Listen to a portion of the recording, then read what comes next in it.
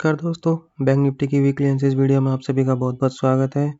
Hope आप सभी का दिवाली का त्यौहार बहुत ही अच्छे से एंजॉय हुआ हो फैमिली के साथ और आगे भी ऐसे ही आप एंजॉय करते रहें। चलिए बात करते हैं बैंक निफ्टी की। देखिए, जो क्लोजिंग हमारी हुई है, 1 घंटे की जो ट्रेडिंग थी, मुहूर्त ट्रेडिंग जिसे कहते हैं, दिवाली पे जो हुई थी हमारी, उस पे 1 आवर के लिए मार्केट ओपन हुई थी, तो वहाँ पे भी हम थोड़ा सा ऊपर होके बंद हुए। 39,573 पे बैंक निफ्टी की वीकली क्लोजिंग हुई थी। हालांकि इससे कुछ 100 पॉइंट नीचे हम लास्ट एक्सपायरी पे बंद हुए थे, बट उससे 1 आवर में थोड़ा सा और ऊपर आके बैंक निफ्टी क्लोज हुआ। ठीक है, तो फिलहाल मार्केट में चल क्या रहा है, उससे पहले मैं डिस्कस कर लेता हूँ अपने डेटा पॉइंट्स को। डेटा पॉइंट्स मैं 2 दिन के आपके साथ डिस्कस करूँगा क्योंकि थोड़ा कम काम हुआ 1 आवर में, बट 3 तारीख का जो काम है वो भी मैं आपको बता देता हूँ। 400 करोड़ की सेलिंग थी FIS की 3 नवंबर को। DIIs की बाइंग थी 195 करोड़ की। 546 करोड़ की इंडेक्स फ्यूचर्स में बाइंग थी FIS की। 563 करोड़ की इंडेक्स ऑप्शंस में सेलिंग थी और 900 करोड़ की सेलिंग दिखा रहा है स्टॉक फ्यूचर्स में। और मैं बात करूं 4 नवंबर की, जो मुहूर्त ट्रेडिंग हुई थी उसमें FIS की 328 करोड़ की सेलिंग दिखा रहा है कैश मार्केट में और 38 करोड़ की कुल बाइंग आ रही है DIIs की।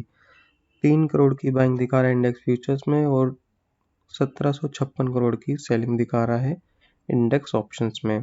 199 करोड़ की स्टॉक फ्यूचर्स में सेलिंग है। तो देखिए, डेटा पॉइंट्स के हिसाब से अगर मैं आपको बताऊं तो इस टाइम पे FIs तो पुल आउट कर रहे हैं, बाकी DIIs भी जस्ट मैनेज कर रहे हैं मार्केट को। मेरे हिसाब से मार्केट अब थोड़ा हैवी कंसोलिडेशन में जा सकती है और रेंज में ओवरऑल डेटा पॉइंट्स को देखते हैं मान तो 39,000 से लेके 40,000 तक की एक काफ़ी स्ट्रॉन्ग रेंज आ रही है।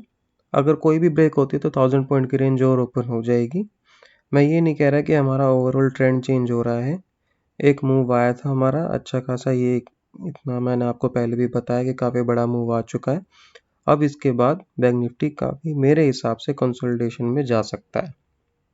कोई भी अप मूव आता भी है बैंक निफ्टी में तो मुझे नहीं लगता कि 41,000 भी क्रॉस कर पाएगा। वो अप मूव फेल होएगा, उसके बाद फिर से नीचे की तरफ बैंक निफ्टी आ जाएगा। रेंज हमारी 39,000 से 40,000 की बहुत ही स्ट्रॉन्ग रेंज है। 40,000 के ऊपर जाता है तो मैक्सिमम अपसाइड 41,000 दिखा रहा है डेटा पॉइंट्स पे और 39,000 के नीचे 38,000 भी जा सकता है, बट उसके लिए हमें एक डेली क्लोज चाहिएगा 39,000 के नीचे। ठीक है, बाकी मेरी राय यही रहेगी कि आप एकदम अवॉइड कीजिए इंडेक्स ऑप्शंस को। इंडेक्स में काम करना अभी बिल्कुल भी सेफ नहीं है क्योंकि मार्केट कहीं पे भी जा सकती है। कोई इसमें कुछ भी अभी काम नहीं करेगा क्योंकि मार्केट कंसोलिडेशन में रह सकती है काफ़ी टाइम के लिए। मेरे हिसाब से नवंबर सीरीज़ पूरी कंसोलिडेशन में जाएगी। दिसंबर का दिसंबर में देखेंगे, बट नवंबर में मुझे कोई उम्मीद नहीं लग रही कि कोई बड़ा मूव या कुछ भी होगा।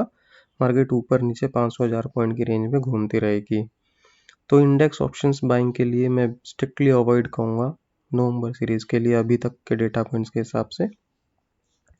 बाकी इंडेक्स ऑप्शंस राइटर्स के लिए बहुत ही अच्छी अपॉर्चुनिटीज रहेंगी।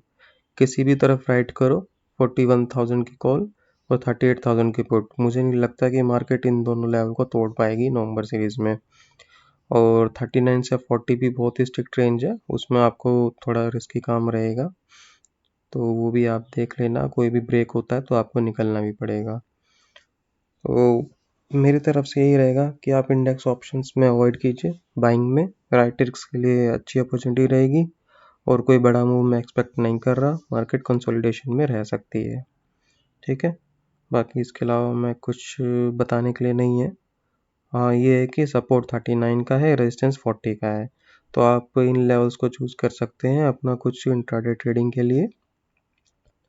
और मतलब जैसे 39,000 पे जाता है तो वहाँ से रिवर्सल का वेट करें, आता है तो बाय कर लिया। मैक्सिमम 39,500 से 40,000 तक के टारगेट रहेंगे और 40 से सेल करके 39,000।